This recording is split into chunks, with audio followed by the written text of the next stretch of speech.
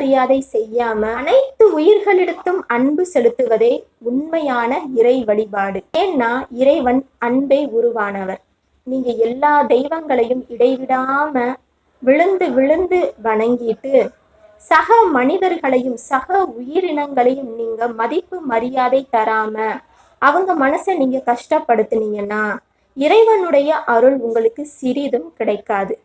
இவை எல்லாவற்றிற்கும் மேலாக தான் அப்படின்ற ஒரு கர்வம் இருந்தாலே இறைவனுடைய அருள் சிறிதும் கிடைக்காது. உண்மையான எளிமையான இறை வழிபாடுனாலே அனைத்து உயிர்களிடத்தும் அன்பு செலுத்துவதே.